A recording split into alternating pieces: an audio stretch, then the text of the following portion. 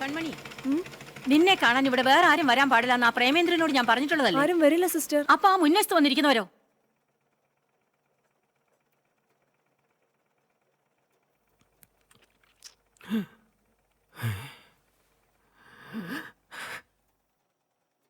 அடேங்கப்பா, எப்படி வளர்ந்துட்டா!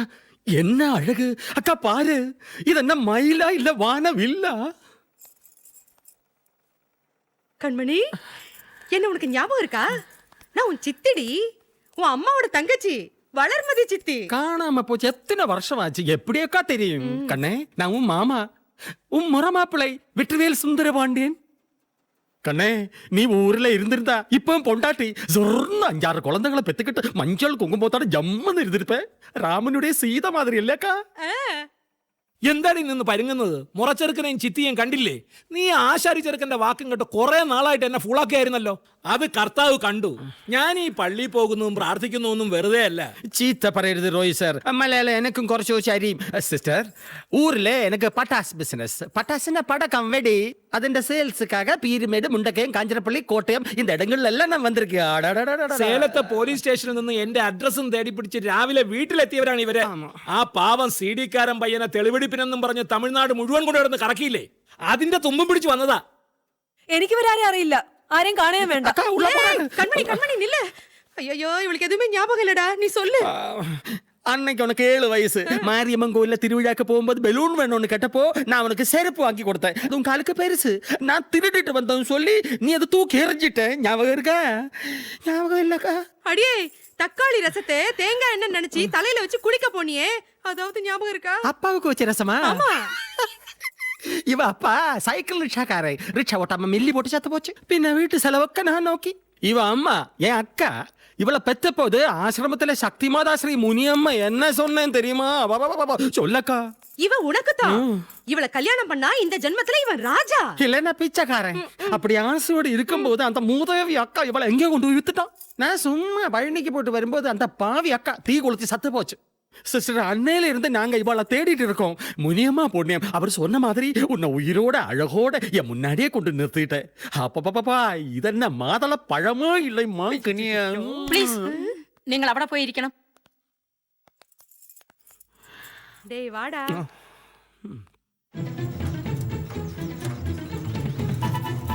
പ്രേമ, ഒന്ന് പതുക്കെ ചവിട്ടടാ.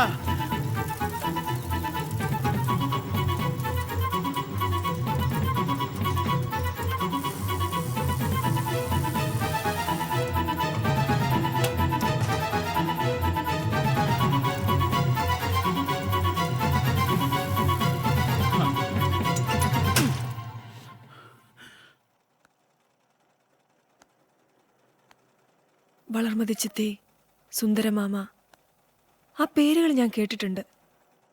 പക്ഷെ അത് ഇവര് തന്നെയാണോ ചോദിച്ചു കഴിഞ്ഞാ എനിക്കറിയില്ല. ചിലപ്പോ ഈ മാമനെ പേടിച്ചിട്ടാവാം അമ്മ എന്നെ റോയ് സാറിന്റെ വീട്ടിലാക്കിയിട്ട് പോയത്. ഇവര് പറഞ്ഞ നേരാണെങ്കിൽ മരിക്കണമെന്ന് അമ്മ അന്നേ തീരുമാനിച്ചിട്ടുണ്ടാവും. അന്ന് തിരിച്ചു പോകുമ്പോ അമ്മ കരഞ്ഞിരുന്നു. എനിക്ക് ഓർമ്മയുണ്ട്. ഗേറ്റ് കടക്കുന്നിടം വരെ തിരിഞ്ഞു നോക്കി.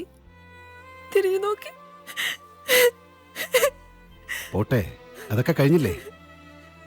എല്ലാവരുടെ ജീവിതത്തിൽ ഉണ്ടാവും ഓർക്കാൻ പ്രയാസമുള്ള കുറെ കാര്യങ്ങൾ. സഹിക്കണം, സഹിച്ചേ പറ്റൂ.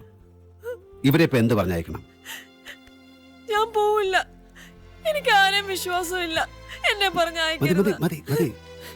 ഞാൻ പറഞ്ഞോളാം. அந்த அழகான அலமேலுக்கு தீப்பெட்டி பிசினஸ், எனக்கு படக்க பிசினஸ். നല്ല പൊരുത്തം. പടക്കവും തീപ്പെട്ടിയും കമ്പനി ഇപ്പോഴും இருக்கு. அலமேலுக்கு ஹஸ்பண்ட் இல்லாம ஒரு குழந்தை இருக்கு. அந்த குழந்தையோட சேர்த்து என்ன கல்யாணம் பண்ணதுக்கு அவள் தயார். அக்கா, நீ அலமேலு பார்த்தது இல்லையா? எப்படி இருக்க சொல்லி கொடு. குண்டா, கொஞ்சம் கருப்பா. கருப்புக்கு என்ன குறை? கருப்புக்கு அழகு. அவளை இவன் கல்யாணம் பண்ணலாம் நினைக்கும் போது சக்தி மாதா முனியம்மா சொன்னாங்க, சுந்தரபாண்டி நீ தப்பு பண்ண கூடாது, அவளை மறந்துடுன்னு. சொன்னது முனியம்மா அல்லவா? அவர் என் குடும்பத்துக்கு குலதெய்வம். சொன்ன மாதிரி அவர் சொன்னா, சுந்தரபாண்டி ஒரு தாலி நீ எப்பவுமே கையில வச்சுக்கோ. கண்மணியை பார்த்தவுடன் நீ தாலி கட்டிடு. அன்னையில இருந்து ஒரு தாலி எப்பவுமே என் பாக்கெட்ல இருக்கும். பாத்தீங்களா தம்பி? என்னாச்சு? தாலி இங்க வச்சு கட்டணுமா, மண்டபத்தில் வச்சு கட்டணுமா, கோயிலில் வச்சு கட்டணுமா?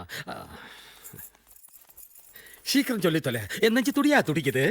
നിങ്ങൾ പൊയ്ക്കോളൂ, അവൾ എങ്ങോട്ടും വരുന്നില്ല. என்ன சொன்ன என் கண்மணி இங்க விட்டுட்டு வெறும் தாலியோட திரும்பி போறதுக்கு நான் என்ன இழிச்சு வாயனா? ഇത്രയും കാലം ഒരു മാമനും മാമിയും ഉണ്ടായിരുന്നില്ലല്ലോ. ഇനി അങ്ങനെ തന്നെ മതി. ഏയ്, அது சொல்றதுக்கு நீ யார்? நான் யாருன்னு தெரியுமா? பாண்டி பாண்டி இப்ப போ.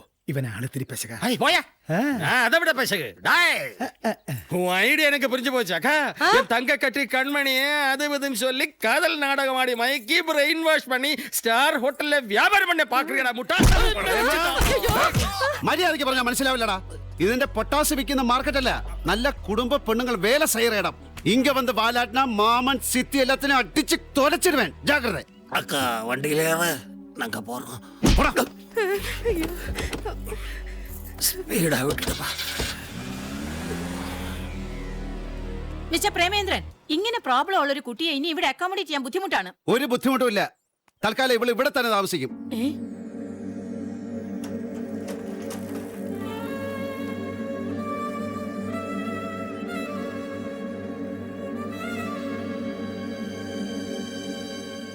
നമുക്ക് ഈ നാട് വിട്ടു പോയാലോ മാഷേ? എങ്ങോട്ട്? എങ്ങോട്ടെങ്കിലും. നമ്മൾ രണ്ടുപേരും എവിടെയാണോ അവിടെയാണല്ലോ നമ്മുടെ നാട്.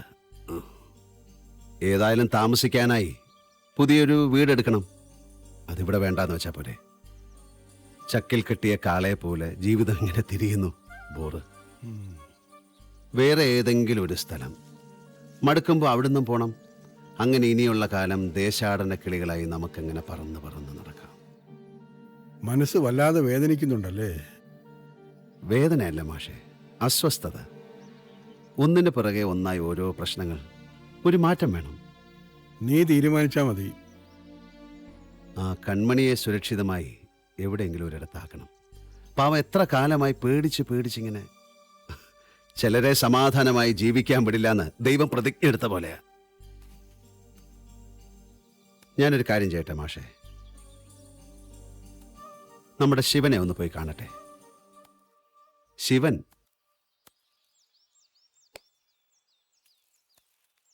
പണ്ട് എനിക്ക് പകരം ജയിലിൽ പോകേണ്ടിയിരുന്ന യഥാർത്ഥ കക്ഷി. അത് അവനെ ഈ അടുത്ത് ഞാൻ കണ്ടിരുന്നു ടൗണിൽ വെച്ച്.